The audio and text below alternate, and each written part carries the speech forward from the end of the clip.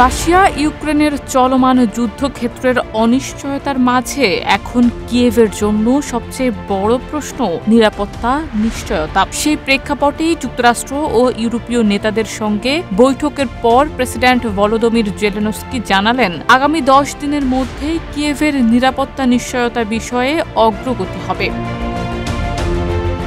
মঙ্গলবার টেলিভিশনে সম্প্রচারিত সংবাদ সম্মেলনে জেলেনস্কি বলেন, অংশীদার দেশগুলো ধাপে ধাপে নিরাপত্তা নিশ্চয়তার বিস্তারিত প্রকাশ করবে এবং 1 সপ্তাহ থেকে 10 দিনের মধ্যে তা আনুষ্ঠানিকভাবে নথিভুক্ত হবে। এর আগের দিন ওয়াশিংটনে প্রেসিডেন্ট ডোনাল্ড ট্রাম্পের সঙ্গে বৈঠকে ইউক্রেনের নিরাপত্তা নিশ্চয়তার প্রতিশ্রুতি পান জেলেনস্কি। যদিও কিভাবে সহায়তা দেওয়া হবে সে বিষয়ে স্পষ্ট করে কিছুই জানাননি ট্রাম্প। তবুও জেলেনস্কির মতে যুক্তরাষ্ট্র কেবল সমন্বয় নয়, নিরাপত্তা নিশ্চয়তার অংশীদারও হতে যাচ্ছে। এটি একটি বড় অগ্রগতি। আর মনোবল হতে হয় স্পাদ্রিত। জেরুসালেম 25 বছরের পথ চলায় নিরাপদে রাখার প্রত্যয়ে। নিরাপত্তা নিশ্চয়তার অংশ হিসেবে যুক্তরাষ্ট্র ইউক্রেনকে $90 মিলিয়ন প্রস্তাবিত অস্ত্র প্যাকেজ দেবে বলে জানিয়েছেন জেলেনস্কি। এতে যুদ্ধবিমান, আকাশ প্রতিরক্ষা ব্যবস্থা ও অন্যান্য অস্ত্র অন্তর্ভুক্ত থাকবে। পাশাপাশি